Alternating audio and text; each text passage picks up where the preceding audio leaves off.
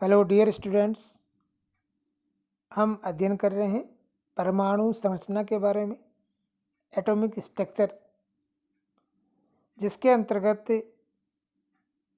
Last lecture में हमने अध्ययन किया श्रोडिंगर इक्वेशन के बारे में। और हमने श्रोडिंगर इक्वेशन के बारे में ये जाना कि इलेक्ट्रॉन के बारे में जब हमें व्याख्या करनी है तो क्वांटम मैकेनिक्स के अंतर्गत हम श्रोडिंगर समीकरण के माध्यम से उस इलेक्ट्रॉन के बारे में संपूर्ण जानकारी प्रदान कर सकते हैं। श्रोडिंगर इक्वेशन को जब हम सॉल्व करते हैं तब हमें वहाँ पर क्वांटम नंबर प्राप्त होते हैं और श्रोडिंगर इक्वेशन को सॉल्व करने पर हमें 3 प्रकार की क्वांटम संख्याएं प्राप्त होती हैं, जिन्हें हम principal quantum number, angular quantum number और मैग्नेटिक क्वांटम नंबर कहते हैं। इलेक्ट्रॉन की पोजीशन को बताने के लिए या इलेक्ट्रॉन को पूरी तरह से डिफाइन करने के लिए हमें चौथी क्वांटम नंबर की भी ज़रूरत पड़ती है, जिसे हम कहते हैं स्पिन क्वांटम नंबर। लेकिन ये जो 4th क्वांटम नंबर है, ये हमें वेव मैकेनिकल ट्रीटमेंट से प्राप्त नहीं हो रही है। इसे इलेक्ट्रॉन के एनर्जी वैल्यू और इलेक्ट्रॉन की पोजीशन को पूरी तरह से एक्सप्लेन करने के लिए बाद में बतलाया गया था। तो आज के इस लेक्चर में हम इन क्वांटम नंबर्स के बारे में ही स्टडी कर रहे हैं। फर्स्ट क्वांटम नंबर है प्रिंसिपल क्वांटम नंबर, जिसे हम स्मॉल n से रिप्रेजेंट करते हैं। ये क्वांटम संख्याएं पॉजिटिव इंटीग्रल वैल्यू होती है, जिसमें 0 को इंक्लूड नहीं किया जाता है। इन क्वांटम नंबर्स के द्वारा इलेक्ट्रॉन की ऊर्जा और नाभिक से दूरी को डिसाइड किया जाता है कि उसकी ऊर्जा कितनी होगी और इलेक्ट्रॉन नाभिक से कितनी दूरी पर है। जैसे जैसे n का वैल्यू इंक्रीज होता है, मुख्य क्वांटम संख्या का मान बढ़ता है, वैसे वैसे इलेक्ट्रॉन की ऊर्जा भी बढ़ती है और उस इलेक्ट्रॉन की नाभिक से दूरी भी बढ़ती है।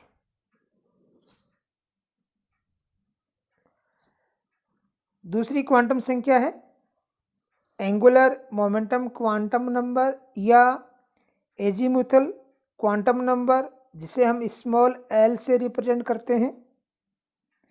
ये क्वांटम नंबर भी इलेक्ट्रॉन की एनर्जी के लिए प्रयुक्त किया जाता है, क्योंकि इलेक्ट्रॉन नाभिक के चारों तरफ ऑर्बिटल मोशन करता है, एक कक्षीय गति करता है और उस कक्षीय गति को एंगुलर मोमेंटम के द्वारा रिप्रेजेंट किया जाता है और उस एंगुलर मोमेंटम को एजीमुथल क्वांटम नंबर या angular momentum quantum number small l के द्वारा डिस्क्राइब किया जाता है।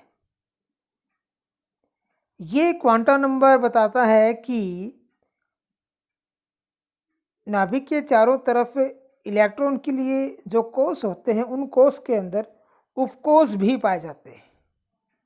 तो इस क्वांटम संख्या के द्वारा उपकोष को रिप्रेजेंट किया जाता है। ये क्वांटम संख्या हाइड्रोजन स्पेक्ट्रम के अंतर्गत हमें प्राप्त होने वाली जो फाइन स्ट्रक्चर है, उसकी व्याख्या करने में भी हेल्प करता है। जब हम हाइड्रोजन के स्पेक्ट्रम को देखते हैं तो वहाँ पर हमें फाइन स्ट्रक्चर प्राप्त होती है। वहाँ पर एक लाइन को जब हम और अधिक रिजॉल्विंग पावर से देखेंगे तो वहाँ पर हमें एक से अधिक पास लाइन प्राप्त होती है और उन लाइन को हम बोलते हैं फाइन स्ट्रक्चर। तो वो फाइन स्ट्रक्चर की व्याख्या इस क्वांटम नंबर की सहायता से की जाती है। एजीमुथल क्वांटम नंबर का वैल्यू मुख्य क्वांटम संख्या पर डिपेंड करता है और ये वैल्यू इंटीग्रल वैल्यूज होती है, जिनका मान 0 से n-1 तक होता है। तो एल का वैल्यू 0, 1, 2, 3 एंड सो ऑन इस प्रकार से होगा और इनको एस पी डी एफ इनके द्वारा रिप्रेजेंट किया जाता है। ये एस पी डी एफ भी स्पेक्ट्रल टर्म है, वहीं से इनको लिया गया है। शार्प के लिए एस, प्रिंसिपल लाइन के लिए पी, डिफ्यूज के लिए डी और फंडामेंटल के लिए एफ। नेक्स्ट है मैग्नेटिक क्वांटम नंबर, जिसे हम स्मॉल एम से रिप्रेजेंट करते हैं। ये क्वांटम नंबर कक्षकों के बारे में बताती है। जिस प्रकार मुख्य क्वांटम संख्या से हमें कोष के बारे में जानकारी होती है, दिंगस्य क्वांटम संख्या से हमें उपकोष के बारे में जानकारी होती है, उसी प्रकार मैग्नेटिक क्वांटम नंबर से हमें कक्षक के बारे में जानकारी होती है। जब इलेक्ट्रॉन कक्षीय गति करता है तो वहाँ पर एक इलेक्ट्रिक करंट वाला कंडीशन प्रोड्यूस हो जाता है, जिसकी वजह से उसमें मैग्नेटिक फील्ड प्रोड्यूस होता है। ये magnetic field outer magnetic field की प्रेजेंस में या एनर्जी की प्रेजेंस में खुद को कई प्रकार से ओरिएंटेट कर सकता है। वो जितने प्रकार से ओरिएंटेट करेगा उतने ही प्रकार के हमें कक्षक प्राप्त होंगे। फॉर एग्जाम्पल, अगर इलेक्ट्रॉन एस उपकोष में है तो वहाँ पर आउटर मैग्नेटिक फील्ड की प्रेजेंस में इलेक्ट्रॉन केवल एक ही प्रकार का ओरिएंटेशन प्राप्त करता है। इस कारण हम कहते हैं कि एस उपकोष में केवल एक ही कक्षक होता है और किसी उपकोष में उपस्थित कक्षक को के लिए भी हम वही सिंबल यूज़ करते हैं जो सिंबल उस उपकोष के लिए किया जाता है। तो हम कह सकते हैं कि एस उपकोष में सिर्फ एस कक्षक होगा। इसी प्रकार पी उपकोष की जब हम बात करेंगे तो पी उपकोष में जो इलेक्ट्रॉन हैं, जब हम उनका मैग्नेटिक ओरिएंटेशन देखेंगे तो वो 3 प्रकार के मैग्नेटिक ओरिएंटेशन प्राप्त कर सकते हैं।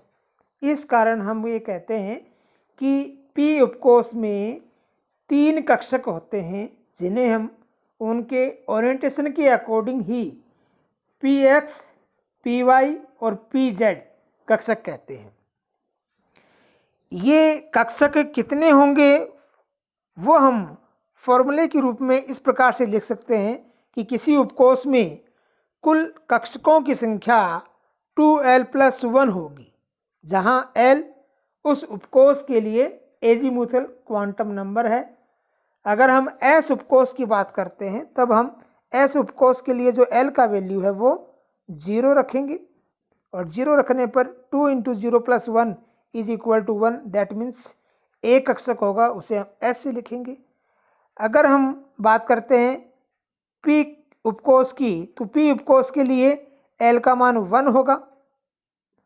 तो जब हम यहाँ 1 रखेंगे 2 × 1+1 टोटल वैल्यू आएगी 3, दैट मीन्स p उपकोष में 3 कक्षक होते हैं, जिन्हें हम कहते हैं क्या, px, py, pz। इसी प्रकार जब हम d उपकोष की बात करेंगे तो d उपकोष के लिए हम l का वैल्यू रखेंगे 2, तो हमें 2 × 2+1 टोटल 5 ऑर्बिटल्स कक्षक प्राप्त होते हैं। तो d उपकोष में 5 कक्षक होते हैं। अगर हमें इलेक्ट्रॉन की संख्या निकालनी है तो हमें पता है कि एक कक्षक में 2 इलेक्ट्रॉन होते हैं। उस कंडीशन में इलेक्ट्रॉन निकालने के लिए फॉर्मूला हम यूज़ करेंगे 2 × 2l+1।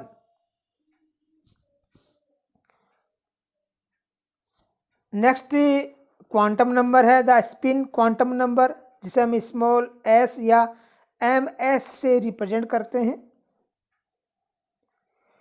ये क्वांटम नंबर बताता है कि जब इलेक्ट्रॉन कक्षीय गति के अलावा अपनी अक्ष पर स्पिन मूवमेंट करता है तो उसकी वजह से भी उसमें मैग्नेटिक फील्ड प्रोड्यूस होता है, और इस मैग्नेटिक फील्ड की वजह से ये टोटल मैग्नेटिक जो मोमेंटम है उसको प्रभावित करता है। अपने एक्स पर इलेक्ट्रॉन दो प्रकार का स्पिन करता है, इस कारण हम जो स्पिन क्वांटम नंबर है इसकी केवल दो ही वैल्यू बताते हैं। अगर इलेक्ट्रॉन क्लॉकवाइज डायरेक्शन में स्पिन कर रहा है तो उसके लिए एस का वैल्यू +½ और यदि एंटी क्लॉकवाइज डायरेक्शन में कर रहा है तो उसके लिए एस का वैल्यू -½ तो इस प्रकार से ये 4 क्वांटम संख्याएं हैं जिनके द्वारा हम किसी परमाणु में इलेक्ट्रॉन का एनर्जी और उसका जो स्थिति है उसको एक्सप्लेन कर सकते हैं। ये टेबल है, इस टेबल के माध्यम से हम इन चारों क्वांटम संख्याओं के जो आपसी संबंध है, रिलेशन है, उसको हम समझ सकते हैं। जैसे फॉर एग्जांपल एनर्जी लेवल के, नील्स बोहर का जो कंसेप्ट है वहाँ पर एनर्जी लेवल्स को या जो कक्ष हैं उनको के, एल, एम, एन इस प्रकार से रिप्रेजेंट किया गया था। तो यदि एनर्जी लेवल के है तो उसके लिए प्रिंसिपल क्वांटम नंबर एन का वैल्यू 1 होगा, और एन का वैल्यू 1 होने के कारण जो एल का वैल्यू है वो 0 से n-1 तक होता है, तो उसका एल का वैल्यू आएगा 0। और जब हमने एल का वैल्यू 0 लिखा दैट मीन्स वो एस उपकोष है, तो पहले कोष में एस उपकोष होगा, और उस एस उपकोष के लिए जब हम मैग्नेटिक क्वांटम नंबर निकालते हैं तो उसका वैल्यू क्या आएगा 0। तो उस कंडीशन में हम कहेंगे उसमें एक ही कक्षक पाया जा रहा है, और वो है एक कक्षक क्या है, एस कक्षक। तो यहाँ पर जब हम इलेक्ट्रॉनिक कॉन्फ़िगरेशन लिखते हैं तो इस प्रकार से हम एनर्जी स्टेट को रिप्रेजेंट करते हैं। 1s जैसे यहाँ लिखा तो ये 1 रिप्रेजेंट कर रहा है प्रिंसिपल क्वांटम नंबर को, और ये s रिप्रेजेंट कर रहा है उसके उपकोष को।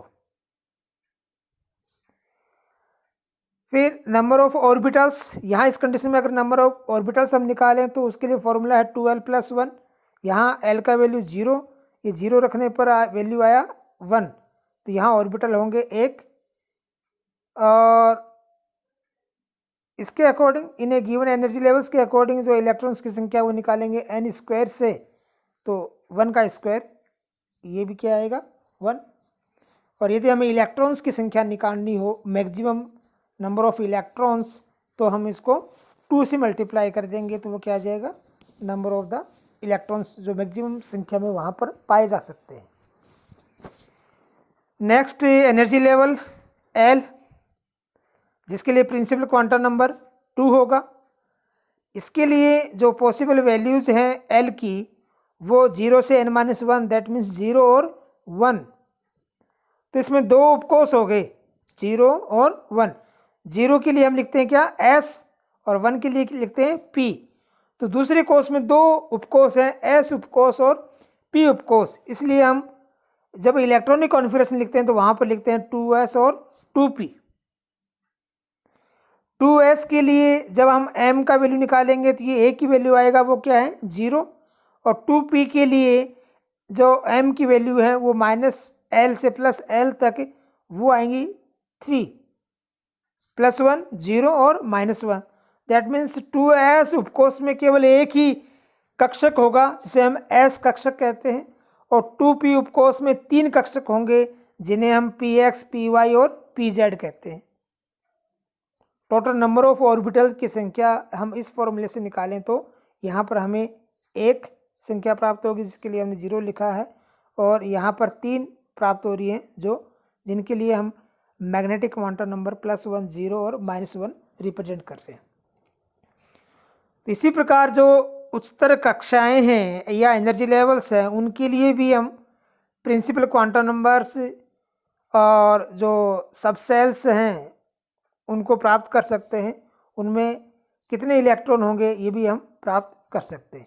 तो इस प्रकार आज की इस कक्षा में हमने देखा कि किसी परमाणु में इलेक्ट्रॉन को डिफाइन करने के लिए हमें 4 प्रकार की क्वांटम संख्याओं की आवश्यकता होती है, जिनमें से प्रथम 3 प्रकार की जो क्वांटम संख्याएं हैं, मुख्य क्वांटम संख्या n, दिंगस्थ क्वांटम संख्या l और चुंबकीय क्वांटम संख्या m, ये हमें श्रोडिंगर वेव इक्वेशन से प्राप्त होती है।